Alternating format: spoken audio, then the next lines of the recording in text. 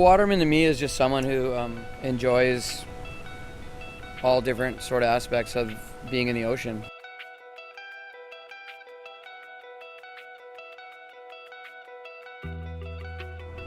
You know, to have that title, like the Pipeline Masters title, yeah, it's a total honor, but it has nothing to do with taming that wave, because it's always going to be, you know, it's always going to be the boss. It's always in control.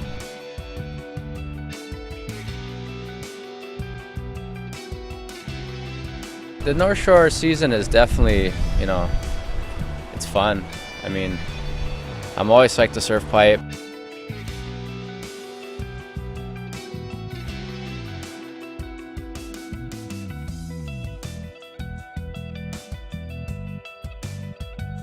You know, you just get pumped up for winter, and you start ordering your winter quiver, and you just start dreaming about getting barrel that pipe and backdoor. And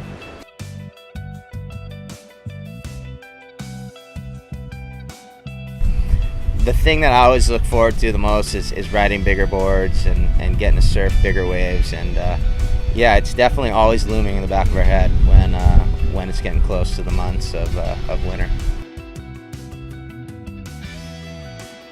It's an amazing place. It has this energy about it, you know, and it's kind of like home, a second home, really.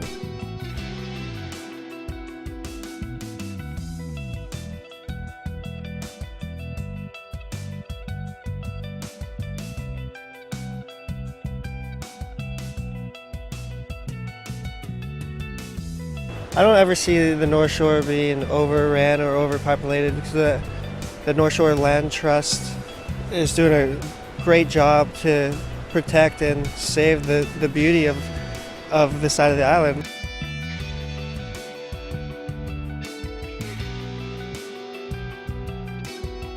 If this wasn't the surf mecca of the world, then, you know, a lot of people wouldn't have surf careers.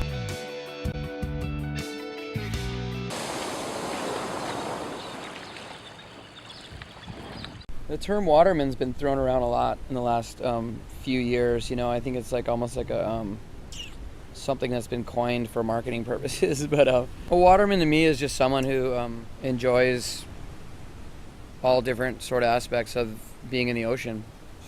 You know, whether it's just going for a swim, or diving, or fishing, or spearfishing, or surfing, or body surfing, bodyboarding.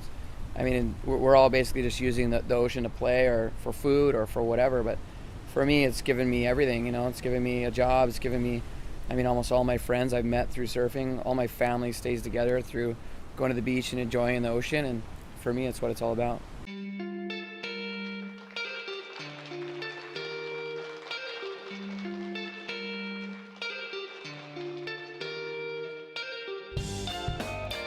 Typically, I spend a lot of time at home. I'm a family guy. I spend a lot of time with my kids and with my wife, and live in an ordinary lifestyle. For me, I think it makes me a better surfer, because I spend a lot of time at home hanging out with my family and having a lot of good quality time with my kids. Being there, I'm just like an everyday dad. I get my time to go when the waves are huge and go charge some huge waves, whether it be Mavericks or Cortez Bank or Jaws or whatever it might be.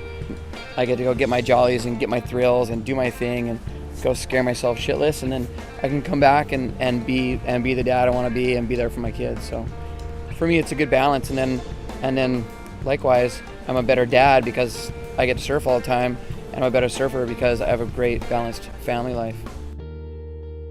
You know, like with my own kids, you know, spending time in the ocean stuff with them is something that just kind of comes naturally. It's what I love to do when it's not a school day or whatever. I just take my kids to the beach and let them play in the sand, let them play in the ocean, take them surfing, help them learn how to swim. All that stuff, it just comes naturally in Hawaii. We're really lucky. The water's warm and clean, and they don't have to wear wetsuits and worry about, you know, anything really. It's just a kind of a safe place for them to be, and I feel like they'll, you know, meet friends and kind of grow up surfing and swimming and hopefully doing all the things I did growing up. Yeah, when I was a kid growing up, I grew up on the Big Island, and the waves around my house were real little. They were, you know, any swell overhead high is like kind of a big swell around where I live. And so I was more really into like performance surfing, and the best performance surfing when I was a kid was, in my mind, was Tom Curran. I just wanted to surf exactly like him, so I just was obsessed with trying my hardest to surf exactly like Curran. And then when I was about 15 years old, I packed up my stuff, I moved to the North Shore and came over and did high school over here. And I sort of immediately met Brock Little. And as soon as I met Brock, he sort of became my hero. He kind of took me under his wing and helped me kind of learn how to surf big waves, and he really pushed me a lot. And he was sort of, you know, like my role model as far as surfing goes. So I really looked up to Brock a lot, and I think without Brock influencing me, I would never have become the surfer I am today.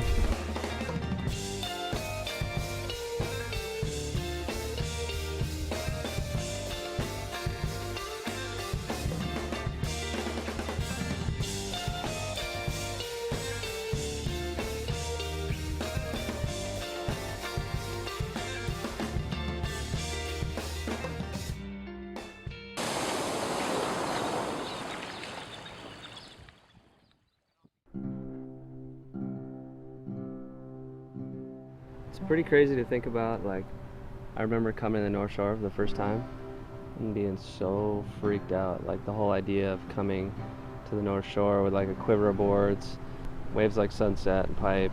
This was before even I surfed in the Triple Crown. And just like knowing that you're gonna probably surf waves bigger than you've ever seen totally freaked me out. To like learn how to surf the waves here, it was gonna take a while, because I definitely don't overpower them. It was more about understanding the waves and like how they break, and it's such a different energy in the ocean here, and there's so much more power that it took me a while to learn how to deal with that. I started coming and spending like 3 or 4 months here instead of just the normal month and a half that like everyone else would spend. I'd stay for another 2 months after, all the way up until the first contest usually, just because I knew I needed to learn how to surf here. And that's the only way I was going to do it. Just stay here and spend time here and surf and put myself in situations that, you know, you survive and you learn from.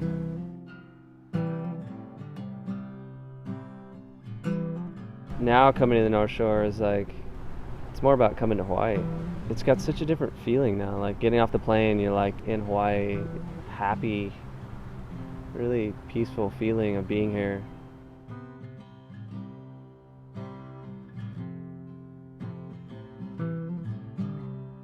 Yeah, the high five was a high five, you know. I mean, that was a pretty monumental heat for me for a lot of reasons. You know, obviously a world title heat. Like if I won that heat, I won a world title. But still, that heat was pretty amazing. Just the fact that the waves were really, really good, and that's when it turned the corner for me. Like, and that's where it all started to click. Like that event, because I came into Hawaii with like a real legitimate chance at winning the world title, and I'd only surfed in 1 Pipe Masters before that, and I got the crap kicked out of me. All that time I put in just all started to totally make sense. I started like getting waves instead of watching all these guys get waves. Like they were actually me. I was making these waves and getting waves, and it was like, okay.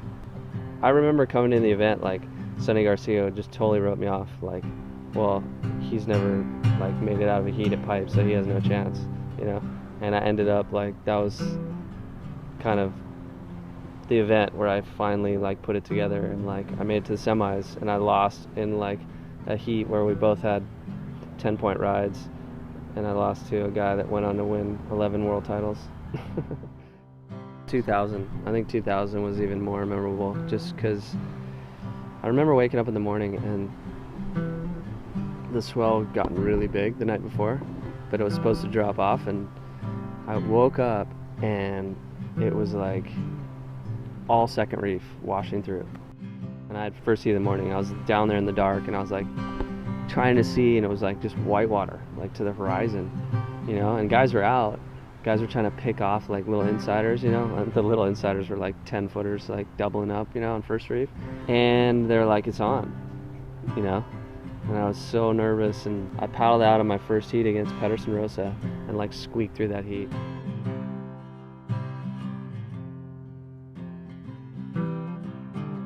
After that, I surfed against Andy in my next heat, and like that to me was like maybe the best heat I've ever had a pipe, because Andy was just like so reckless and just wanted anything, and I think he thought he was just gonna steamroll me because he was just a maniac, and it was pumping. So by the time we paddled out the quarters, it just stopped breaking on the second reef, and it was just like feathering out the back and like coming and hitting the first reef. It was like 10 feet, and there were some heavy waves, and I linked back then. It was top 3, and I like just linked into 3 of the like some of the better waves I've ever caught at pipe, and it just happened to be against Andy, and that was one of my like most memorable moments out there.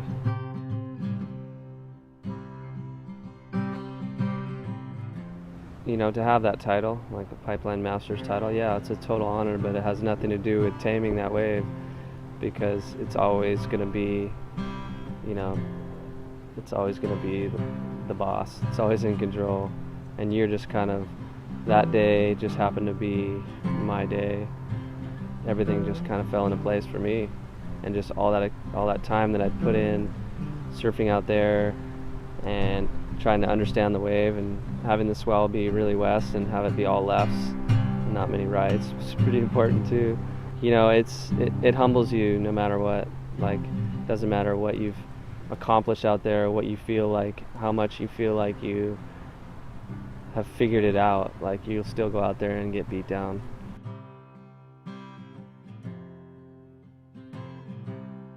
It's an honor to be out there, with these guys. Amazing surfing going on, and just had a great day. It was fun, lots of fun waves, lots of great waves ridden, and it's nice to be here. Thanks.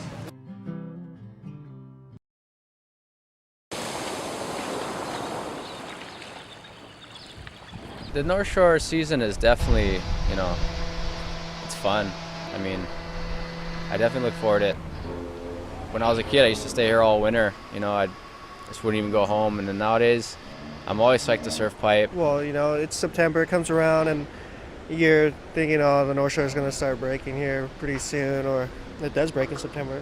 And, you just get pumped up for winter, and you start ordering your winter quiver, and you just start dreaming about getting barreled at pipe and backdoor. And always in your mind when it comes to the end of the summer, the first thing you're thinking of is Hawaii breaking and the first swells of Pipeline, and riding bigger boards, and so for sure when we're sitting here in October and that, we're definitely ready for it to start. And the thing that I always look forward to the most is riding bigger boards and getting to surf bigger waves. And yeah, it's definitely always looming in the back of our head when it's getting close to the months of winter.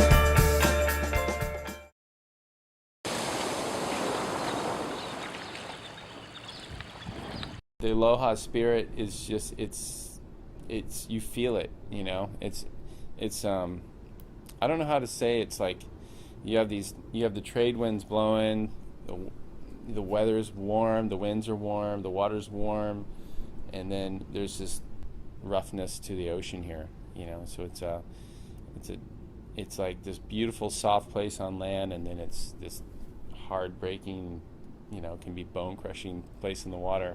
It's an amazing place. It has this energy about it, you know, and just some great people here. I have a lot of good friends here, and I come back, and it's kind of like home, a second home, really.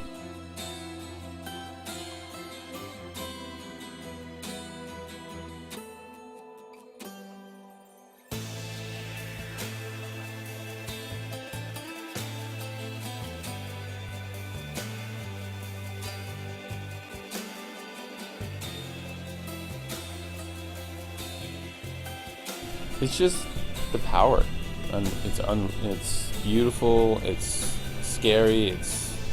I mean, you know, you can go from getting spit out of the best way of your life to getting the beat down of your life, you know, and kind of knowing that, like, you know, hey, this is why I train. This is why I keep myself in shape, and it's for places like Hawaii and Tahiti.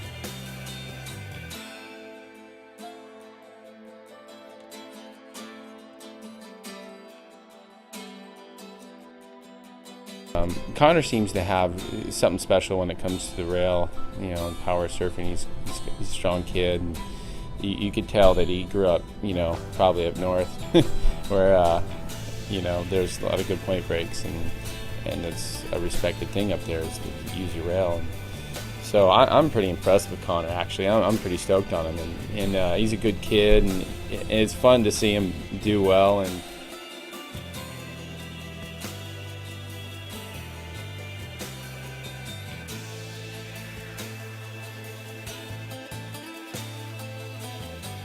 Connor's got a big, bright future in front of him. You know, it's going to be fun to watch, and I'm glad that someone's going to carry on the rail tradition.